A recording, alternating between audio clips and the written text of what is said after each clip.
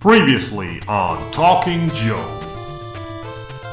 Yeah, then I smashed 9 mince pies yesterday, and, I didn't even like them, but no one else in the house is going to eat them, and I don't like chucking away food, so... That's your total allowance of calories right there, isn't it?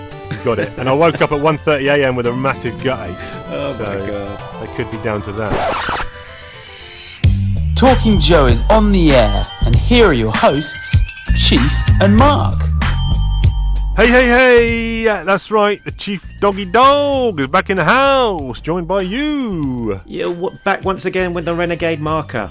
Yeah, that's right, and you lucky people out there, you a couple of days ago sampled the bonus episode we stuck out for the yearbook.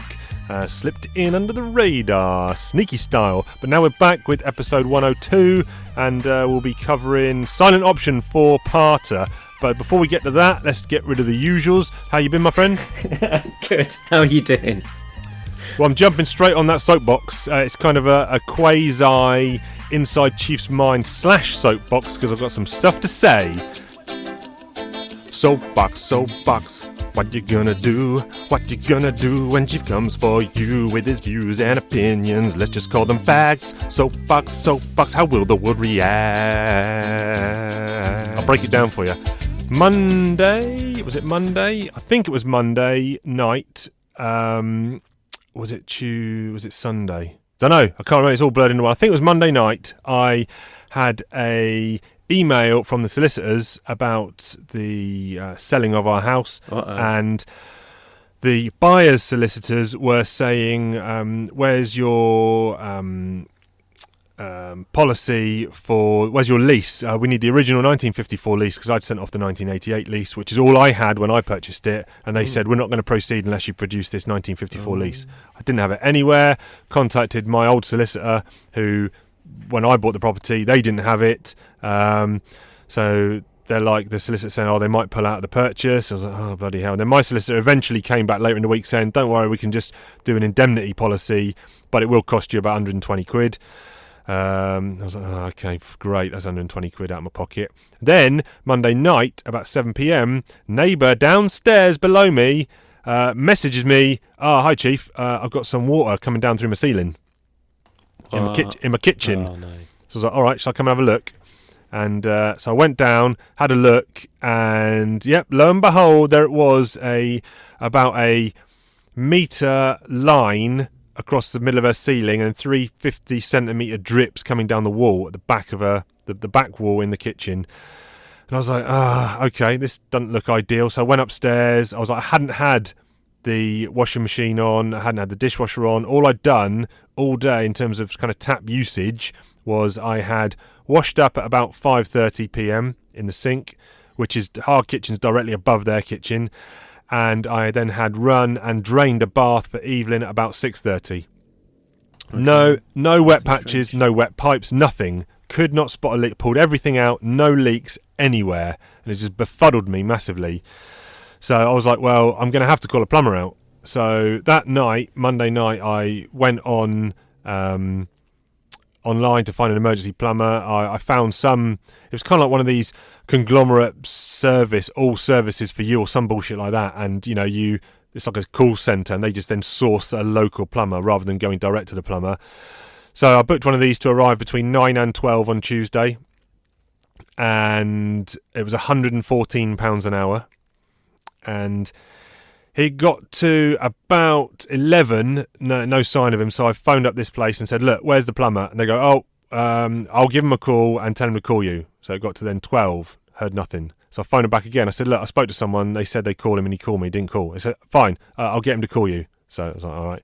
Then it got to 1, nothing. And I phoned him back again. I said, look, I've phoned up 2 times already. People have just jogging me on here.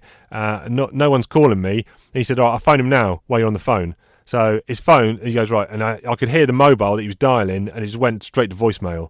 So I was like, he's like, he's not picking up. I was like, I know he's not picking up, because otherwise he would have called me back or something. So in the meantime, I'd phoned a plasterer, because I thought, well, if this is leaking, it's going to need a new ceiling. So luckily there was a plasterer I phoned about 3 and they were like, we can't do anything until the weekend. And I was like, that's no good. Then I phoned 1 and he said, oh, I'm just down at Asda, 10 minutes down the road. He said, I'm coming by your place anyway. I'll swing by and just have a look. Brilliant. So and then when he turned up at about 1:30, the plumber had turned up as well. So they turned up at the same time. So the plasterer's gone in. He goes, yeah, this is a problem. You've got a bowed ceiling here.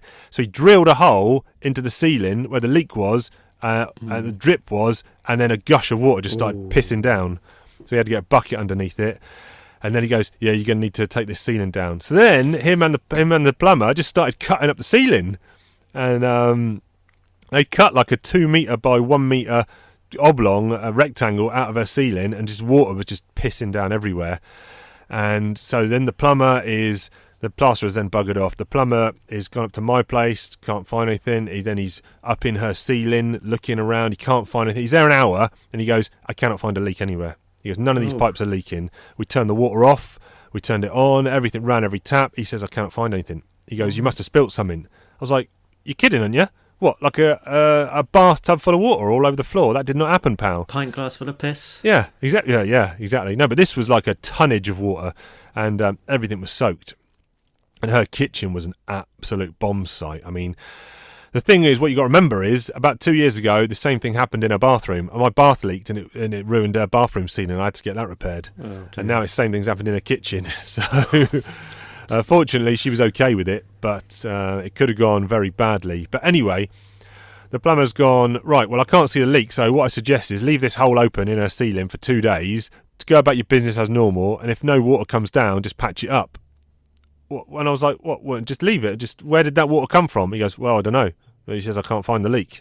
I thought that's what I was paying him for, to find the leak. Anyway, that's 114 quid. He's buggered off.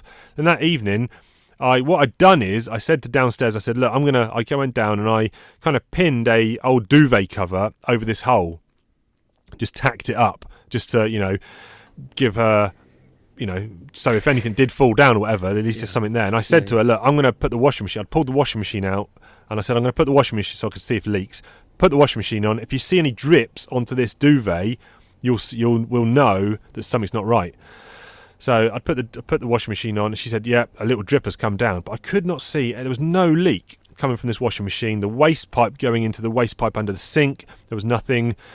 And she said, well, it's not getting bigger, it's just like a little drop, so there's a surplus of water somewhere. And I was like, fine. So then I thought, well, the washing machine waste pipe's going into the main waste pipe under the sink, but there's another one coming off to the left, which is a dishwasher. Now, I pulled the dishwasher out, the waste pipe was fine. However, where the drip was on this duvet, I thought, well, maybe that is the pinpoint directly above that to my place. Maybe that is exactly where it's dripping down. And that was directly underneath my sink tap, but where it goes to the floor, where the fitted unit meets the floor, it was kind of like sealed with like, decorator's cork or whatever that seals that down. So I had to get a hammer and a screwdriver and just chisel and just pull that bit out. Looked underneath, and there was the dishwasher hose, which was kinked and had a big split in it. So Detective Chief. So I was the plumber there, and my 5-year-old kid said, Daddy, you ended up being the plumber. And I was like, yeah, but I ain't getting paid 114 quid for it, am I? So I found, there was the leak, which was just an isolated bit of like 50 centimetres of the dishwasher hose was hidden under that bit, and that was where the leak was. So, and it was directly above where this drip was on this duvet that we'd kind of isolated. So anyway... I'm glad you found it. I was worried I wouldn't get closure on this story. Well, it's a long story already. But anyway, the plasterer came round next day, 350 quid, plaster up that ceiling, 114 for the plumber, £22 for the hose I had to order, which was... For the dishwasher, which was 486 in total. So then I ordered a takeaway to round it up to 500. So what the hell? Then I fitted the hose. When the hose I ordered yesterday, or hose I ordered, which I tried fitting yesterday, I put the dishwasher, laid it down, watched some instructional videos. You have to take the base plate off, but then there's a moulded piece underneath, and I just could not get to the section where the hose goes into the dishwasher. So I was like, no, I don't want to have to now pay a plumber 70 quid and a new plumber, like not an emergency plumber, just a regular plumber, 70 quid an hour to come and fit this hose. So I thought what I'll do is I'll just splice the hose. So I cut, the bad bit of the hose off, and then just got a bit of pipe and then some silicone and a Jubilee clip and kind of spliced them together myself. So that will probably leak soon anyway. So anyway, hopefully I'll be out of here before then. But anyway, that is the saga of Some other Chief's schmuck to deal with. leaky floor that cost him 500 clams. Okay. Well, so- very good. So you can find us in all the usual places because when all's said and done. Chief's going to jump off a bridge. No, I don't want to jump off a bridge. I want to talk about action figures. Okay, let's do it. Action figures. We all love them. We all love them. Action figures.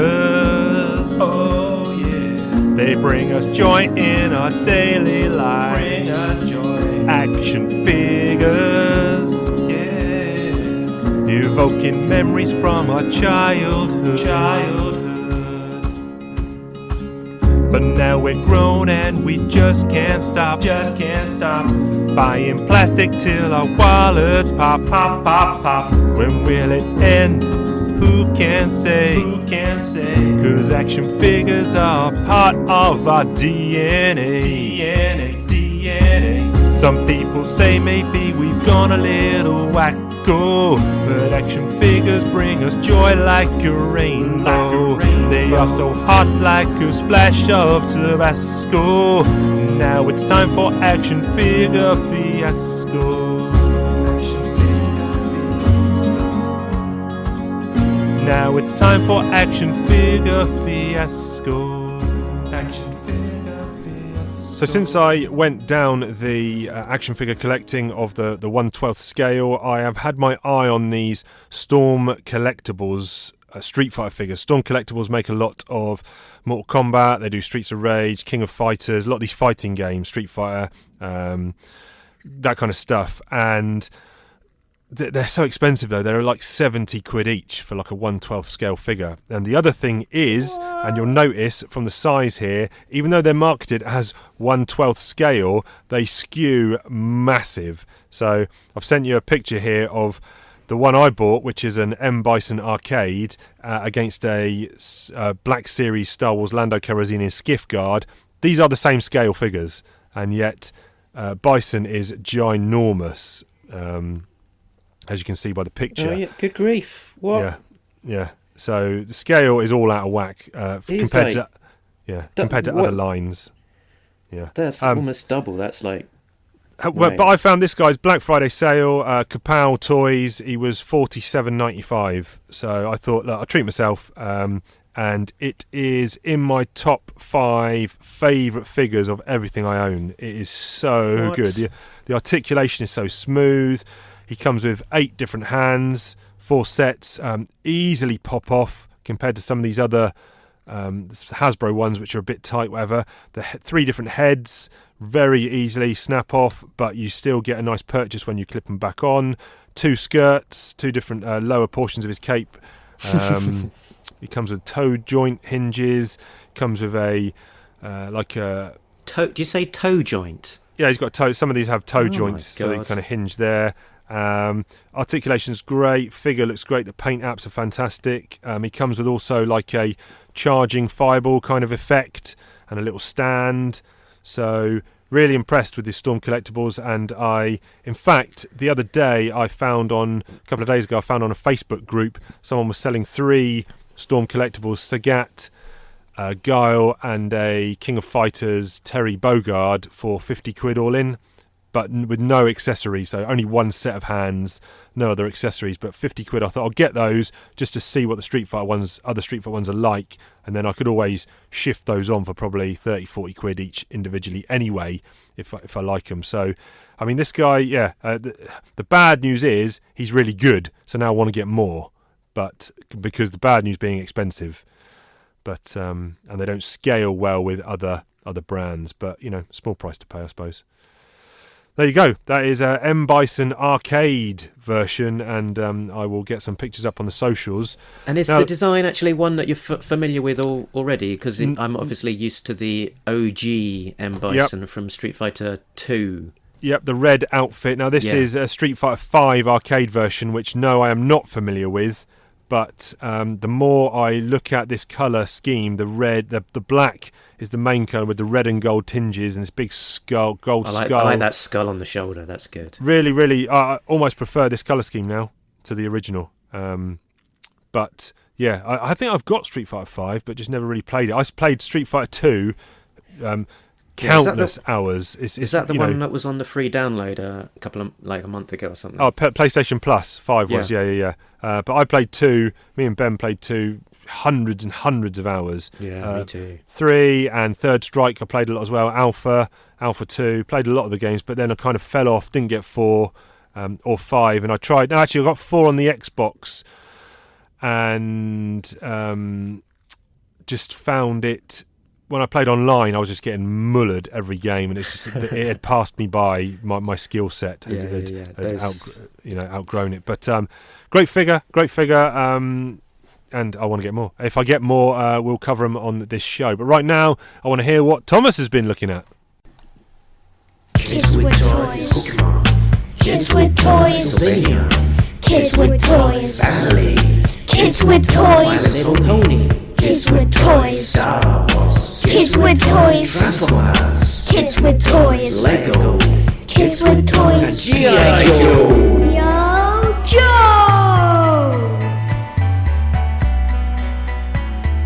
So you're back with me once again, Thomas. Yes. Last time? Previously on Thomas Talks Toys. Yeah.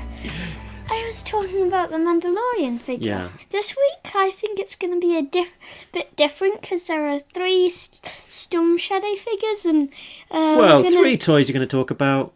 we're going to talk about them, and then at the end, we're going to decide which one's the best out of the Okay, 3. good idea. So we've got Storm Shadow version 32, 33, and 34A. So these are all Storm Shadows from the Rise of Cobra line, which was tied into the movie, and they all came out in 2009. How old would you have been then? Less than 0 was the answer. Yep. Okay, so why don't you tell us about them? Calculating. Which one should we talk about first? Let's talk about Storm Shadow first. They're all Storm Shadow.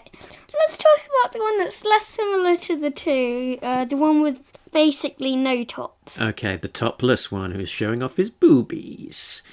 He doesn't have boobs, he's a boy. Okay, alright, so here he is. He's very damaged, he has damaged. scars on him. Yeah, it's sort of from this scene. Not that the toy is broken. It's not that the toy's broken, yeah. It's just It's relating to that scene in the movie, isn't it, where he's fighting with Snake Eyes, and they But have quite a brutal in the fight. movie, his mask's off. But yeah, it's quite unusual really to have a figure who's just like cut up like that. I can't think of any other G.I. Joes who've got such bad scarring from a fight. Yeah, I can't think of any G.I. Joes who under the mask actually have loads of scars. I'm not talking about under the mask, dude. I'm talking about on know. the figure. I know. Okay. You know who I'm just referring. You're talking about Snake Eyes. Yeah. Okay, so that's that guy. What about the next one on your lineup? They all have similar bents, actually. Yeah, they're all built in the same way, and similar joints. Yeah. So what about the maskless one? That's version 33. He's sort of like in a he's sort of in like almost like a white biker jacket, I think, isn't it? With the top sort of slightly zipped down and flopping open. What I don't like is the fact that it has the Cobra symbol, because in the comics he actually joins the G.I. Joe team when they find out that Zartan killed the Hardmaster. Yeah, that's a good bit of the comics, isn't it? This guy's that's a spoiler alert. Yeah, hopefully everyone knows about that spoiler already. This guy's from the movie though, and in the first movie he's pretty much a Cobra baddie through and through. What do you think? Is it more interesting in the movie or in the comics? I prefer the comic storyline for Storm Shadow. Because I remember we read the comic. When we were reading the comics, we got to an issue where Storm Shadow is gunned down on the beach by the Baroness and drops down dead. Wait, spoiler alert! He comes back to life, because he was in an ice cage. He breaks out of the ice and deals with some dreadnoks. He doesn't kill them. Yeah, he's put in a sort of a serpentor vat of stuff. Rises out. Wait, don't they use a bit of his DNA to make Serpentor? Yeah, something like that, isn't it? That they sort of If you know about Serpentor, that wouldn't be a spoiler for you. It's not too much of a spoiler, hopefully. But I yeah, don't know that much about the storyline because I'm still reading them. yeah, you're still reading them, but you can remember what you read so far, can't you? Yeah. Yeah, he's used as a bit of a new, fresh meat, I think, in the Serpentor stew, because everyone else is thousands of years old. Yeah, so back to these toys. So the last one is we're talking about the version 32. So he's in a sort of a long white coat, this look, and masked, and he's got like a. Oh yeah. I think he's in the best condition, and I think I know why he's in the best condition. It's because of this coat he's got makes him a little bit less manoeuvrable, because he hasn't got quite so. He can't do a high kick, can he? Look. Which of these three figures do you think's your favourite? And I think I know which one already. It's between the two, Storm Shadow 33 and Storm Shadow 34. It was a hard decision, but I think it was 34. Okay, just as I suspected. It's the guy with all of the deep wounds to his chest. Which is yours? I think he's my favourite out of these three too. I think it's a very What unique is your feature. least favourite? My least favourite It's is clear for me because it was a hard decision between the two. between the isn't two it? others. Yeah, it's the guy with the coat. Yeah. His coat is just too inflexible to be used as It's a not the flexibility, it's just the design, really. Okay. So, are we done with those three toy reviews? Yep. See you next time, Thomas. G.I. Joe, G.I. Joe Sam. Okay, good stuff. Good stuff. I mean, is he generally a fan of Storm Shadow? Yeah, I think so. Yeah, he's definitely into Snake Eyes and Storm Shadow, two of his favourites. So Yeah. Good. very good. very regular play figure for him, the Storm Shadows. Has he got more? Has he got more in him up his sleeve for next week? Maybe. I think so. He's enjoying doing these. So yeah, we'll see. Maybe another one next week. All right. Good stuff. Good stuff. Look forward to it. Now we do need to talk about some comics though. Comic talk. Oh, comic talk. Barry Hammer writes them. Chief and Mark discuss them. Whoa. Comic talk. Oh, comic talk. Larry Hammer writes them. Chief and Mark discuss them. Whoa. Right, on the slate this week is Silent Option, issues 1 to 4. This was from September through to the end of the year 2018. And let's just pick out some of our favourites, because 4 issues here, but multiple variants of each issue. I think issue 1, my favourite, I actually like cover B, the Kenneth Lowe cover, who is actually on the backup strip here. Yeah, it's good. He's got an interesting style, isn't it? It's not your regular, so It's so it's sort of kind of Dustin Guyan light.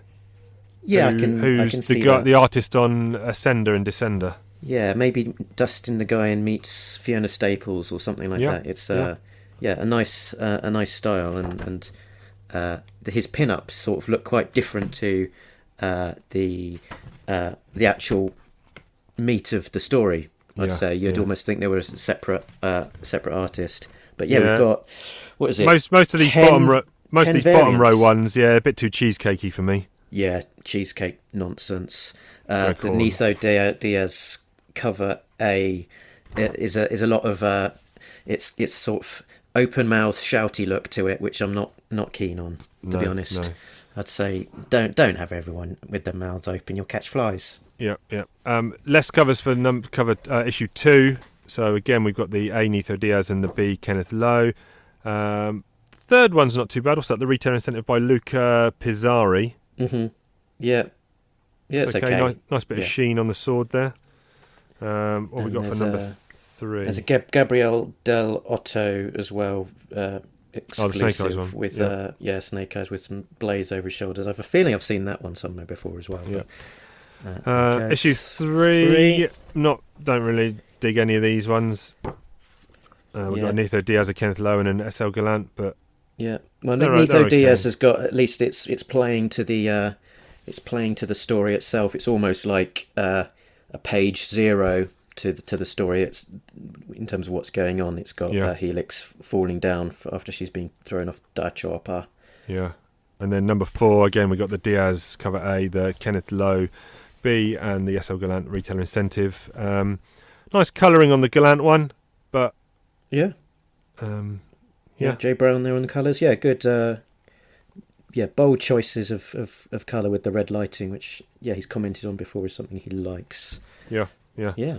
All right, some mixed bag stuff there, but overall not too bad. This story, I don't know how publicised it was that it was coming out, in the middle of ARA. Was ARA still being published while this was coming out? Yeah, they were being published together, and Okay. they were definitely being cross-promoted in terms of the advertising in the back. And because this was going on at the same time, I don't know how logical a sort of a break there is in terms of where this slots in, but because Bomb Strike is one of the key characters in here, and she's also featured in the main ARA story that's going on, where she's in a different location. Okay. Just let's find out what it's all about then. Okay, time for some plot breakdown. Hold on to your skirt, because this is a long one. Bombstrike and Dawn Moreno are on the trail of a mysterious Helix. Starting with her foster parents in the US, the team is filled out with Alpine, Torpedo and Throwdown, Snake Eyes 2, as they follow Helix's gruesome trail as she hunts down human traffickers. In particular, Gregory Samsa in Bolivia, Maoud Gaz in Trucial Abysma, and Isla Bachmann in an oil rig off the coast of Scotland.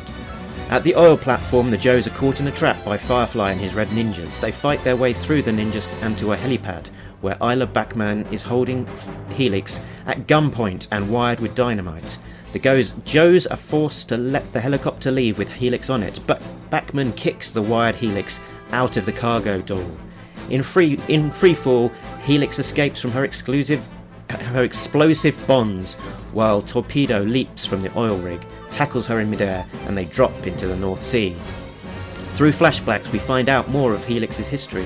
She was the creepy girl, but her mother, who'd been trained by the Blind Master, probably, introduced her to martial arts. Back in the present, Isla Bachmann, the Red Ninjas, and Firefly arrive at the home of Helix's parents.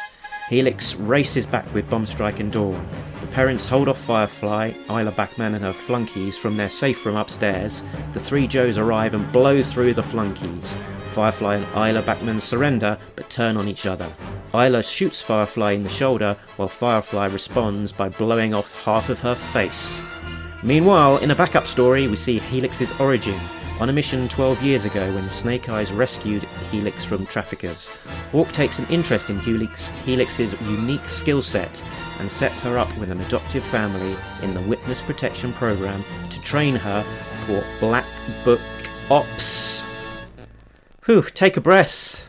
Yeah, so quite a bit of stuff going on here. I was confused from the outset, and I was going to suggest a Am I Stupid, but then it did get explained, because at the start of this issue, the Joes are here to rescue this codename Helix character, but it's not... We don't know at the beginning whether she's a Joe or not. Yeah, it's not spelt out for you right at the outset. It's thrown right in it. And I'm curious, I was like, at the beginning, I was like, how do they know this person is called Helix? I thought they were just trying to find a civilian or a civilian who's turned into some kind of, vigilante. And I was like, why are they calling her Helix? Why aren't they calling her by her actual name? Which I don't know what that is. It seems to be Helix. But then when we get to the flashbacks in the origin story backup, that's when, okay, fine, she was recruited as a Joe. But then Hawk kind of does say you're going to be, under a covert undercover ops specialist. No one's going to know about you. So then it did confuse me about how all these Joes know that Helix exists anyway. But okay, fine. Well, I don't think they did until this point. Hawk said, I want you to go and get this character called Helix out. Okay, fine. Like, all right, who's that? What you been up to, Hawk? Naughty boy. Right. Yeah. Okay. But yeah, it's sort of my impression was it's very much like it's one long story with no subplots, which is kind of what we've been having in the main book, where lots they're juggling lots of multiple locations and characters and subplots at the same time. So it's it sort of hits the ground running and goes all the way from issue 1 to 4, sort of following the same plot, and it feels like they're kind of going for a big blockbuster action widescreen picture look to it. Yeah, it felt like a really bad B movie to me. I know we spoke briefly offline. You quite liked it. I thought it was a stinker.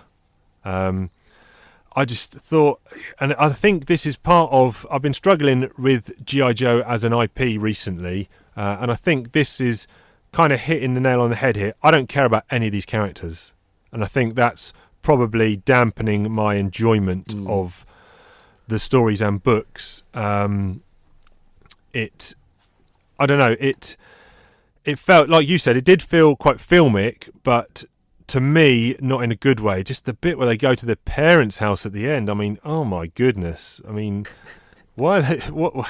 I don't know.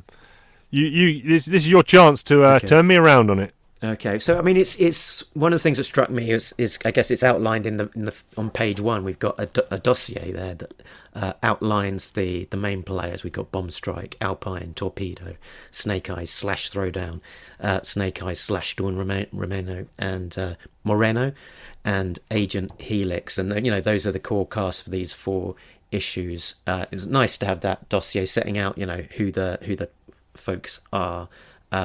And also have that, a core cast, and developing those out in a story. I guess Larry's sort of, obviously he's got a soft spot for Dawn, and she's been very much featured. Snake Eyes is always going to be up front and centre. Helix is the new one. Bomb Strike is a relatively new character who's had quite a lot of airtime and is obviously getting fleshed out. I think Larry's having quite a lot of fun sort of with the female cast as well. So we've got 3 strong female leads here.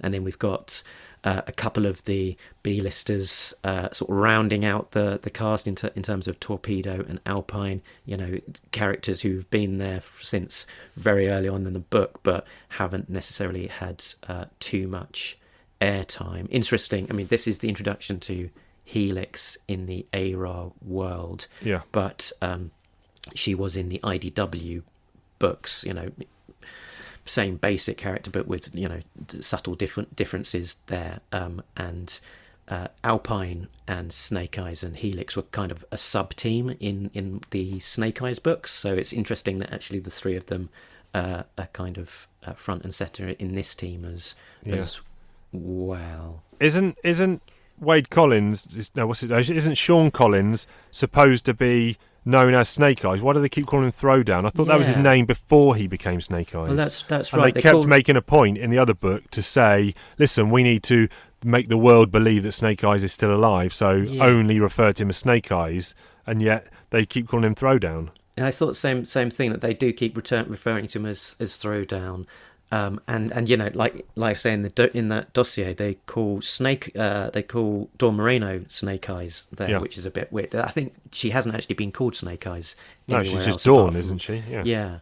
And Bomb Strike, in one of the issues, he says that Sean's operational code name is Throwdown, but in the presence of Cobras, we call him Snake Eyes, which is slightly changing the dynamic rather than just saying that he should be Snake Eyes all the time. And I want some of it, him being called Sean or Throwdown, is coming from Torpedo, and I speculated that possibly it could be a slight bit of resentment, possibly, of this guy coming in and sort of assuming the Snake Eyes persona, and him sort of being like, almost, you're not the real Snake Eyes, you've still got to prove yourself to me. I'm going to call you Sean, I'm going to call you Throwdown. Yeah. Possibly. I'll tell you who's machoing up big time, and that's Alpine. Yeah. He is dangling guys off of buildings. There's a scene where they, or is it that first one, where they go to the enemy compound, and he basically they got one guy prisoner. He's got gunners, but Alpine just opens up his machine gun, just starts killing everyone before they've even had a chance to draw their weapons. Oh right, this is where they're at the door and they burst through, and Alpine is he goes, "What? There's nobody there." Guess again, dog bath. Oh Dog no, I'm bath. talking about the other bit where they go to the Okay. compound and they've got some guy, and then he says, "Girlie, you have no idea." The bad guy says, "Girlie, you have no idea how much of a world of hurt you are bringing down on yourself." And Alpine's like, "Is that so? Excuse me while I pop open a 6-pack of butt kick." And they just kill some people.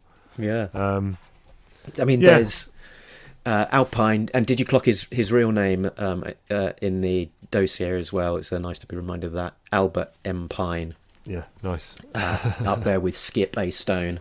Yeah, But yeah, I mean, you're talking to it, but there's a lot of gore in this. It's like it's the R-rated version of G.I. Joe. They've clearly got a bit of a mission statement on this book, which is to go full out on gore, full out on deaths, killings, as it were. yeah, and they're obviously trying to nail some human trafficking going on. And there's one bit where they're in I don't know what issue it's in, where they're in a downtown scene, and some guy comes out and he says, "Oh yeah, we'll take her. She's a bit old and haggard, but we'll take her." So the Joes were they supposed to be posing as selling? Who was it? Was it Bomb Strike? I think it was Bomb Strike, wasn't it? Okay. Yeah, I got that impression that, Right. that they were kind of looking for trouble and found it. Yeah, a guy's just popped out. He says, "Yeah, I'll buy the lady." There was no indication that she was there. She wasn't there against her will or anything. But anyway, I did quite like. That's And then sort of continuing it on that same screen, they get to that trafficker's location, and they've he's obviously been abusing these kids, and they just leave the kids alone with this trafficker with a desk full of knives for them to pick up and do him over, essentially. Yeah. They said, Torpedo says, "Oh lordy, the waste box is full of fingers, ears, toes, and then these kids go, 'Excuse us, we need to pick up where we left off before Kurda's men showed up. Please, I'll tell you where Isla Backman is if you promise to shoot me.'" Yeah. There you Oh, go. good grief. Vicious kids. Speaking of kids, Red Ninjas are training their kids young as well. Yeah, we've got when a they go young to the yeah. oil rig, there's a young Red Ninja in training, so to Or speak. could be a midget. Could be a midget. It feels like the Red Ninjas were crammed in here for no reason, or not? Yeah, I mean, the story could have probably worked without them. What was the reasoning? I have forgotten already. I only read it last night. What was the reasoning for the Red Ninjas being there? So I think that this main baddie, Isla Backman, had basically outsourced some of her goons to Firefly and his Red Ninjas to give her some extra muscles. But there were so many Red Ninjas killed in this, Yeah, in lots. pretty grisly ways. I counted. Okay. Do you want to guess the count? It's time for Chief to guess the count. How many Red Ninjas have been killed? 28. I counted 35. My count Okay. might have been off because there was a lot going on. But All right, okay. Well, that's just a guess. So not bad. They never do well, do they, the Red Ninjas? No, they I mean, never do well. I think there's a lifetime of training that goes on into becoming a ninja. Yeah. Um, I think they also have endless numbers. yeah, it feels a little bit like they're treated like the Hand from Daredevil, where Yeah. there's this sort of, countless legion that is somehow created. And yeah, if they're going through that many, they must be a fairly endangered species, you'd think. It's, Yeah. Now, it's I not- want to not draw much your for career longevity. No. I want to draw your attention to the end of issue 2. Bomb Strike has been strapped with explosives and chucked out the back of a plane. And someone says, Isla says, "Now you have a choice. Shoot her until the explosives detonate well above you, or wait until she hits the rig and blows all of you to Der Teufel." Okay. Yeah. And then Alpine says, "It's your call, Bomb Strike. You have to make the tactical decision. What's it going to be?" End of issue. Then we go to issue 3, and no decisions made. They're just standing around watching. The start of Maybe opening it up. it's- Start of issue 3. All of them are talking, obviously, except Snake Eyes.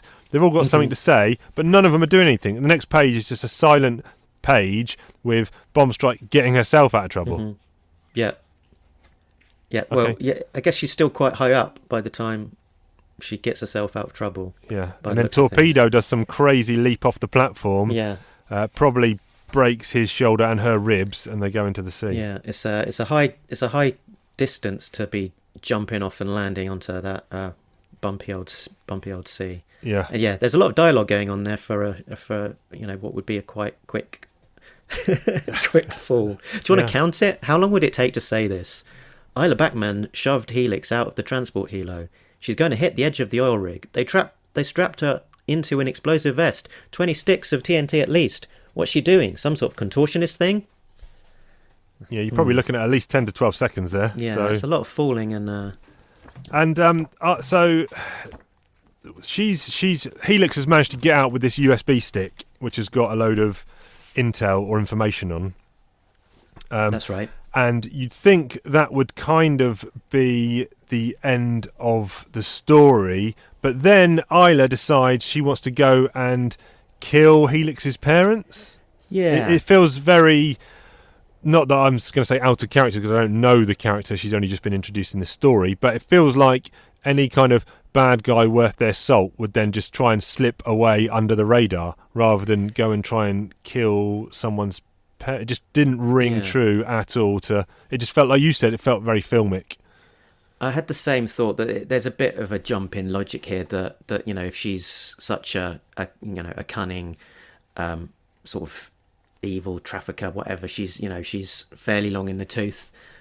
What has she really got to gain by just going to Helix's parents and trying to off them, other than a fairly petty take revenge? It's only going to make Helix more determined, if anything, isn't it? Yeah. to- And so then Firefly it doesn't- turns up. Our old buddy Firefly that we saw falling off a train in Japan.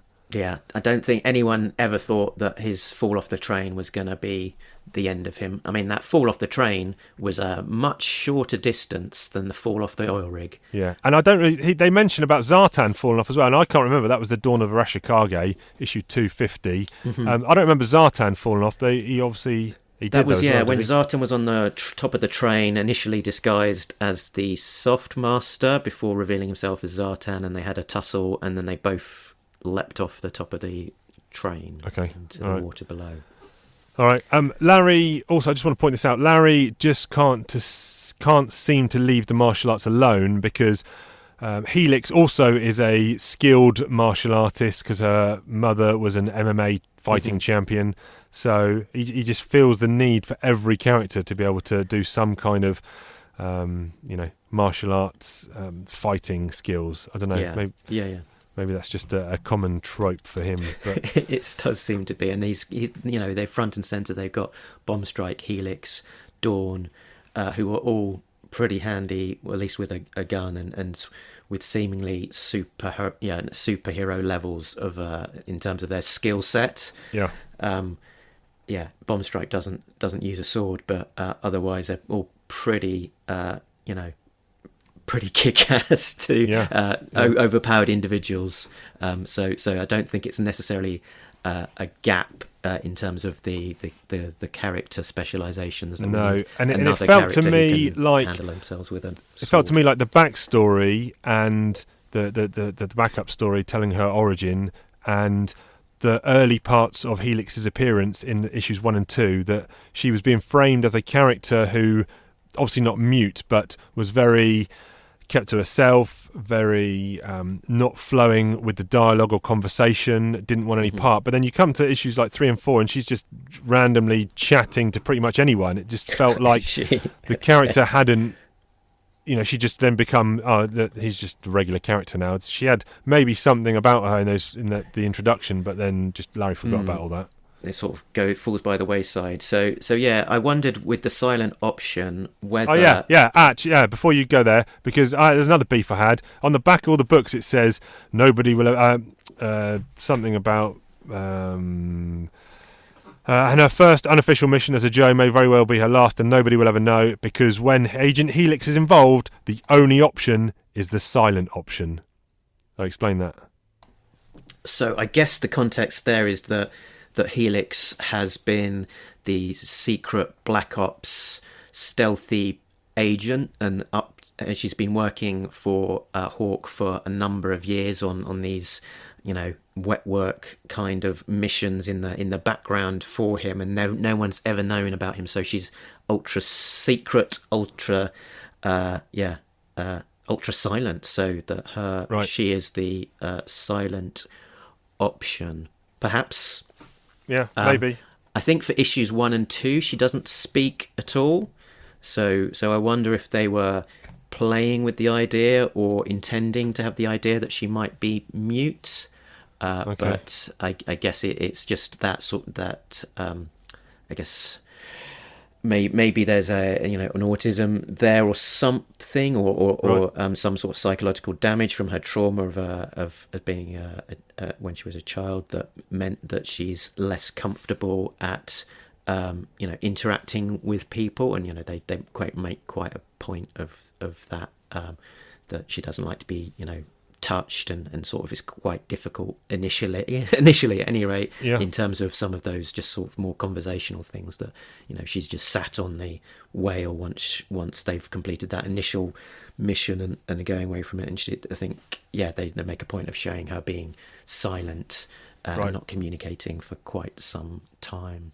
I was going to say, just sort of, and in that sequence where Helix was being silent as well, I noticed that this was a fairly subtle thing, that Dawn lifts up her visor when she's talking to her, and she also does that when she's talking to the kid ninja on the oil platform.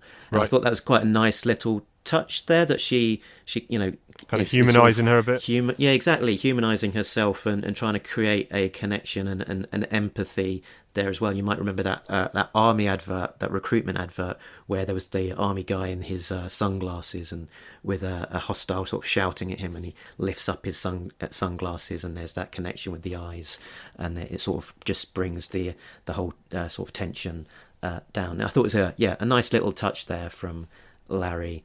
I also noticed sort of a nice little I Spy moment there, in terms of Larry's experiences with hotels, possibly. That Alpine, when he rocks up at the hotel, they say to him, "Service entrance is around the back," and that's similar to the to Stalker arriving at a hotel back in issue 61, where they said to him, "No spitting in the hallways." Right, yeah, nice. And I also noticed that in Larry's world, room service is particularly dangerous as well. Yeah, he's a big fan of that, isn't he? That was the Stalker special missions he had. That exactly. Back in 251, Stalker had some unfriendly room service, and Snake Eyes in issue 118, that Destro trilogy as well, had some room service knocking on his door with ready to do him in. So here it is again. Nice. Alpine falls foul of some unfriendly room service. But speaking of things that Larry likes, let's see if there's any other hammerisms that we can spot. Let's do it. Stop. Hammer time. Time to beat the soles of your boots with my face. Sucking chest wounds, red ninjas, brain scanners, rubber oozes, blue ninjas. And then some more sucking chest wounds. Hammer time. Okay, what you got for me? So I've got, for my hammer time, I've got the Joes using one of Larry's favourites, Willie Pete, which, as a Joe reader, means white phosphorus. Now then, is that... I suppose you could say that was more of a colloquialism than a hammerism, or not? Or no, hammer time? I don't know. I'd say it was hammer time because it's a regular phrase that Larry likes to use in the books every few issues. Yeah, that's true. He rather than like just Willie a word Pete to explain. It's used here by the Joes when they're fending off the red ninjas, and Alpine gives us a little science lesson on how it's used as well. That if it gets on you, you can smother it or douse it with water. You have to scrape it off your skin with a knife. Oof, nasty. So I don't know that the Joes using Willie Pete on their enemies, though, sort of gives them much of the moral high ground, though. It's like zero. There's a lot of firing firing fairly indiscriminately and just laying waste to their enemies in whatever way gets the job done. Yeah. In this story. Nasty. Any? Oh, you got more? I'll cut you off there. Go on, Karen. We also had some more intersecting figure eight cuts as well, which we saw, I think, in the yearbook. Yeah, that's becoming a regular now as well. So that's if you want to get the job done, but actually probably just get shot, that's the way to attack your enemies. Yep. But Larry also likes to use some words and educate us. So let's see some colloquialisms. There used to be a pudding that was over-egged. You know the pudding. You know the pudding. At first it was British, but then it was Commonwealth. You know the pudding. You know the pudding. But now there's a new player in town, a comic book writer of some renown. He's using real world examples and peppering the issues with lots of samples. It's a Larry Hammer colloquialism. He's talking G.I. Joe and all its heroism. Can you guess what it is? Is it something new? Now listen as Larry drops a slice of real life on you. How was Larry educating us this week? All sorts. Was there anything that stuck out to you before I get started on with No, mine? because I read it so quick I wanted to get to the end. I didn't note down anything. Well, you mentioned that Isla said that they'll be blowed to der Teufel. Yes. That probably is guessable. Kingdom Come? Let me say it again. Der Teufel. The devil? Devil. Well done, Chief. Yes. Yeah, of course. The devil. And she also said in German that the Joes were. I might have to take a couple of runs up at this one. Leichtgläubig. It is amusing how leichtgläubig you are. Gullible. Gullible. Yes. Well done. Boom. Got it. Excellent. And this was not necessarily a colloquialism, but a sort of a turn of phrase that warmed my cockles. That Helix was described as not being the warmest cookie on the plate. Oh, nice. Yep. Love it. Yep. And then when they were over on the flag, it was I guess Keelhall described some of his support staff as being blue shirts. Blue shirts. I guess is that Thoughts? different to green shirts being the army? Blue shirts. Well, that being was Navy. my initial thought as well. Yeah. So I thought, green shirts, just sort of your standard infantrymen in the army. Green shirts is a turn of phrase that was used quite a lot in Devil's Due G.I. Joe. So I thought, yeah, makes sense. Would you just call Navy blue shirts then? Yeah. But looking into it, on board a Navy aircraft carrier flight deck, their crew have different colour uniforms for the different type of work they carry out. So they're distinguished by the colour of their uniform. Everyone that serves on the flight deck has a specific job. So the blue shirts primarily handle the logistics on the flight deck. Okay. And there's all sorts of other colours like purple and whatnot. Cool. Dig into it. I might share the link to more detail on that one on the Yeah, do it. socials. So we've heard Larry's educating us, but was there anything he wrote that was your favourite line of dialogue? Yeah, there was a couple that stuck in my mind, but what you go first, and then if I've duplicated, I don't have one. okay, I'll go for two then. Yeah, do it. one for both of us. Okay, nobody has ever survived the Red Ninja 5-prong sickle technique. I'm not your average nobody, and I'm curious how the technique works with one less prong. Yes. As she shoots one of the prongs. Yes. And then this is towards the end of issue 4. They go, he shot off half her face. She's choking on her own blood and bone fragments. Nasty. Did anyone stand out? Maybe we should see if we can single out someone for the MVP.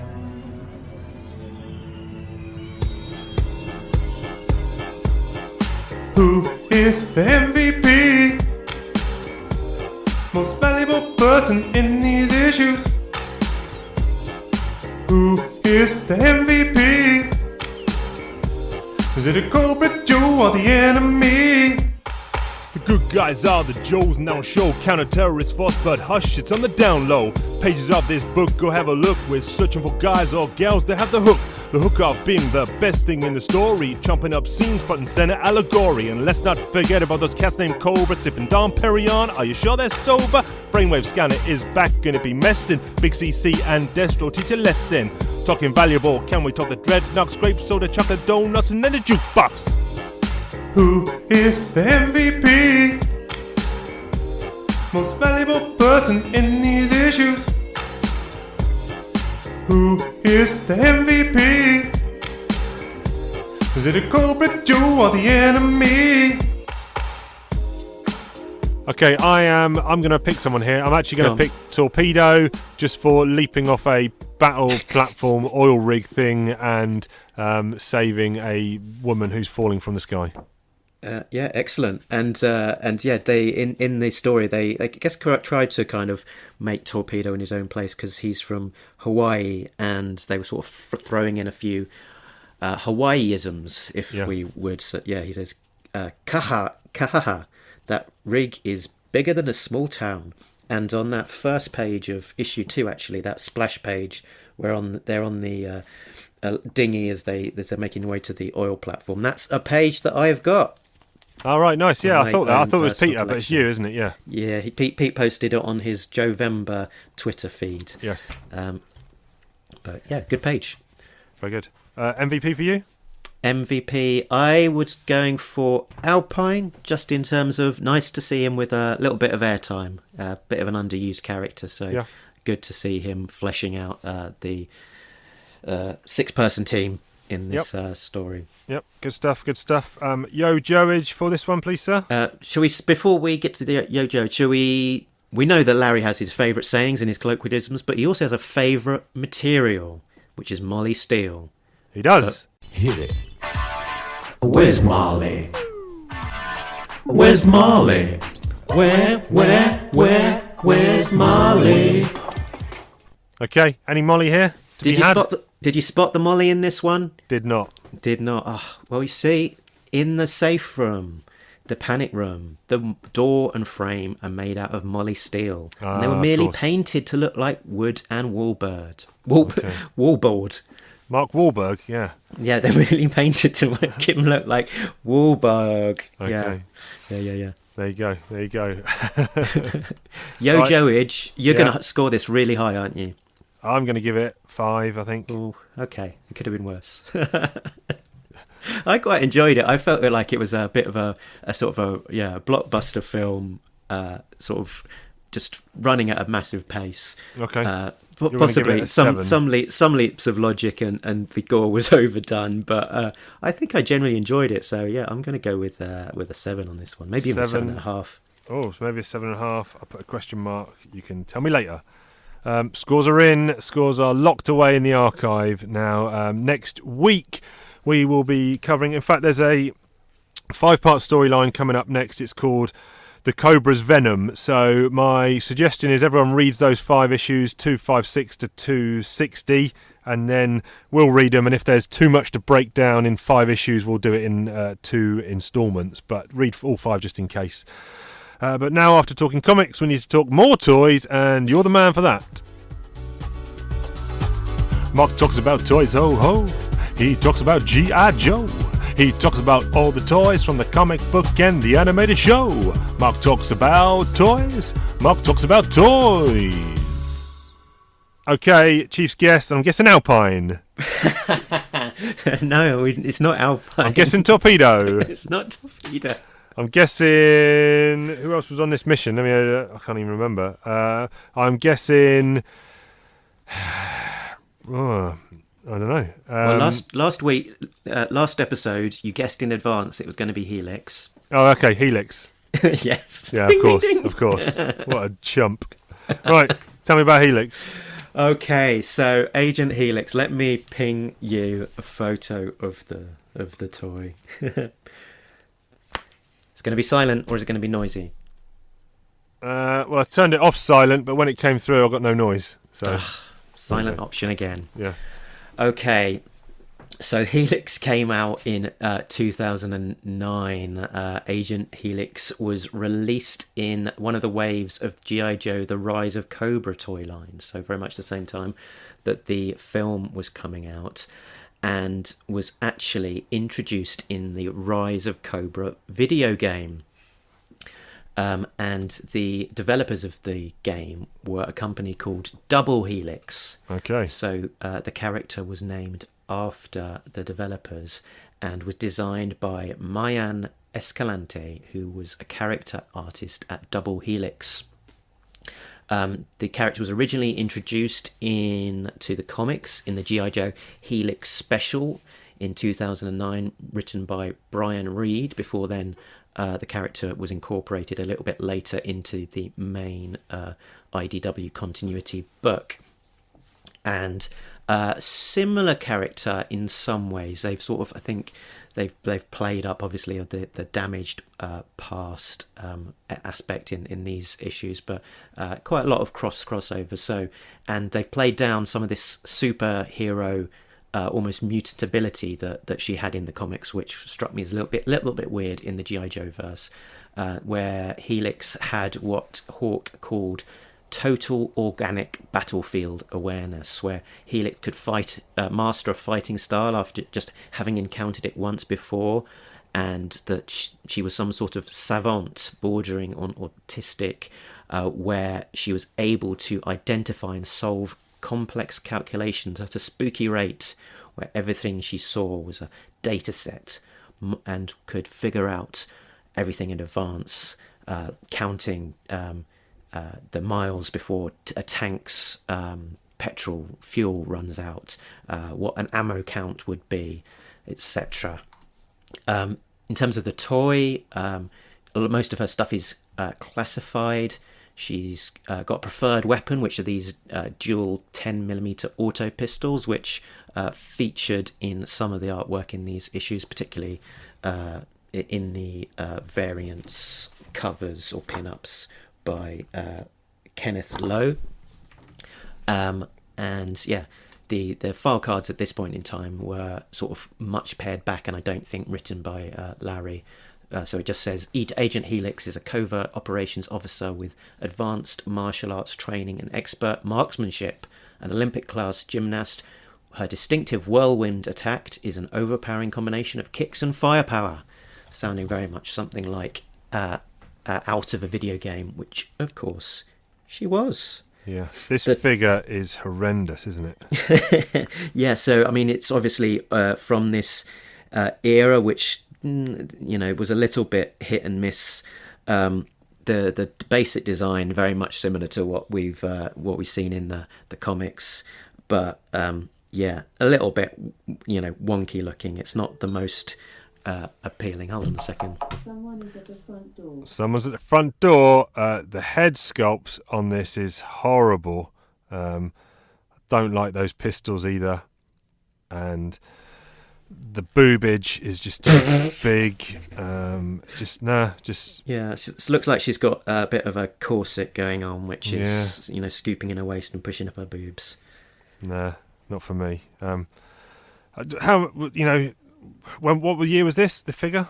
This was 2009, Okay. and this was actually a figure that I got. I think Peter gave it to me, and I passed it on to the kids. So naturally, all of the accessories were lost, and the figure has gone missing as well. So Okay. not one in my collection anymore. Probably chucked in the bin. Yeah. There you go. Is that the only figure for Agent Helix? I think it was. I would have to double check to be 100% certain. Okay. But yeah, I don't know how much love for the character there was out there. Okay. All right. In Well. the Joe, it doesn't seem to be on an initial look. There doesn't seem to be any other versions of that character that listed on Yo Joe, so I'm guessing that might be the only one.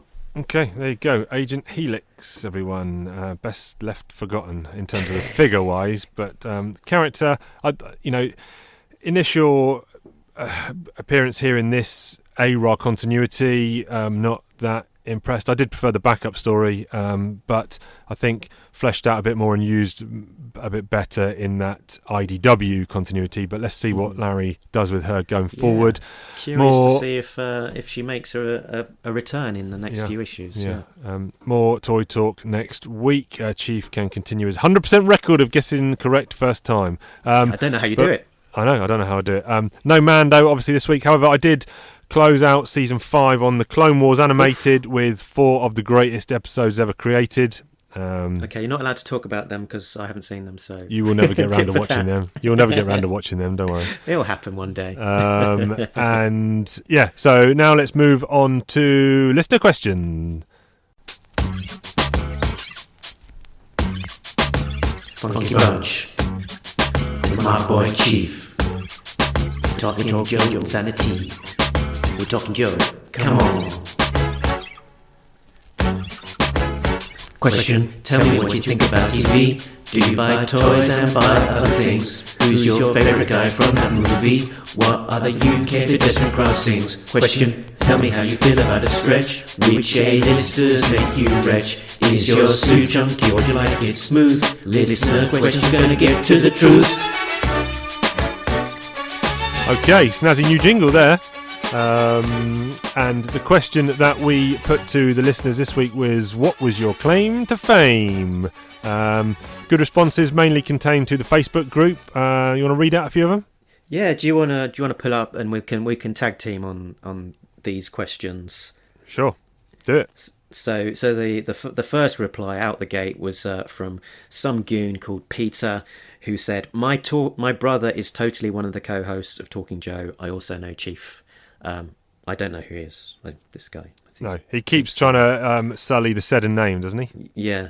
Just because sad, if anything. Yeah. Snowcat Ron, he was involved in the G.I. Joe Berg's Element X video, which I have seen, actually. I quite enjoyed that one. So he did some of the work there, editing and voicing and stuff. So well done, Snowcat. Good stuff. Bart was over there saying that back in the day on the DDP and Joe declassified message boards, he was kind of infamous. Yep. Lots of debates and fights. Yep. Good stuff. Magnus had a letter published in ARA. Yeah, amazing. I think you posted a pic of it, didn't you, as well? Yeah, that's been posted over on the Facebook boards to see. What a great claim to fame, though, for the context of this podcast. You had a letter in the milestone 155. Yeah. Fantastic. He also had a letter published in a Bruce Springsteen fan magazine and a Lego fan magazine. So well done. Very good. Mark, not me, said that he used to be a ballet student at a professional dance academy. At age 12, he performed at the Dutch Disney Club with his classmates and performed at a Dutch talk show. At the age of 14, he performed in a dance piece called The Art to Find the Mind's Construction in the Face. Oh dear, Thomas is in trouble in the background. Yeah, there's shenanigans going on. And yeah, we've got a plotted history of Mark's whole life there. So yeah, join in the fun on the Facebook group and see all of that. Yeah, Chris is a serial background guy in the background filming of Saturday morning kids TV shows, Channel 5 documentaries about Spider-Man. Which I think you were in one of those as well, weren't you? Yeah, so he said that he was in the background of this Channel 5 documentary about Spider-Man, which was filmed at the Bristol Comic Con. And, snap, I was actually in the background of that same documentary, which is quite an amazing coincidence. Yeah. So yeah, that's funny. There you go. Jubba, S-Jubs7, forgot to tell us that he's best mates with Ian McKellen when he was on the show. So I think he goes round and has tea and crumpets with Ian McKellen on a regular basis, or maybe he just was in a production that Ian McKellen saw and then had a few drinks with him afterwards. But well done, S-Jubs. What else I've lost connection. You've lost connection. I'll carry on. Big Jim Godfrey, the master of the Dio. He what's he got? Back in the late 90s, early noughties, he used to work on Channel 4's Tea Time Pre-Pub Ladfest TFI Friday. That was Chris Evans, wasn't it? Yeah. Yeah. Cool. Jay, his biggest claim to fame was working as a reporter for his local newspaper, covered all kind of events, council meetings, got asked to speak at a number of events, got asked to judge a Halloween costume contest 2 years in a row. That's the big time, baby. Yeah, and he won an award as well from the Ohio Newspaper Association for a special section he created by himself, celebrating the town's bicentennial. So well done, Jay. Good responses there. It's If nice we missed any, apologies, but I think we covered most of them there. Yeah, but nice to see that community that's sort of developing in the Facebook groups. And yeah, if you're a regular listener, you're not in the Facebooks, get on over. Yeah. Have you got any claim to fame at all, or not? So my auntie was an actress. So Alexandra Bastido is her name. You can Google her. She was in a series in the 1960s called The Champions, which was a bit like the Avengers, right. Not the Marvel Avengers Yep. of the time, and is a lady that will be well known to men of a certain age, in I guess their 50s, 60s, because they would have been a memorable, would have made somewhat of a mark on their psyche at that time. Cool. Good stuff. Good stuff. What about yourself, Chief? I don't know if I've really got any claim to fame apart from being a world-class clown and hobbyist. I tell you what, I did have. When I was in sixth form at school, I think I've still got it. I'll dig it out and put it on the socials. Somehow, this is not really famous at all, but somehow in the school yearbook, where obviously you've got pictures of all the classes, all the pupils. I somehow had a 4-page spread, 4-page centre spread, all to myself, of just dressed up in silly costumes that I was doing some very amateur filming at the time, and for somehow they slipped that through the editor's gaze and put 4 pages of Chief in the middle of the whole school yearbook. I'll see if I can get some pictures and post them up. Excellent. I don't think I've done anything else of note. And of course, you're best known as being the founding member of the worldwide, the world's greatest, that is known as Talking Joe. Yeah, there you go. Yeah. Well, even if we're not the world's greatest, there's definitely no other podcast in the history of humankind has covered more G.I. Joe comics than we have. So I think I'm going to phone up Norris McWhirter for the Guinness Book. I think he's dead, isn't he? Phone up him or whoever's taken his place for the Guinness Book of World Records and see if they can acknowledge us and sanction us and rubber stamp us. Yeah. Or is it sectioning? I'll get sectioned, yeah, definitely. But there you go. We don't have a question at this time of recording for next week, but there will be one. It will go out on the socials, so check all those out for next week's question for you, our loyal and much loved listeners.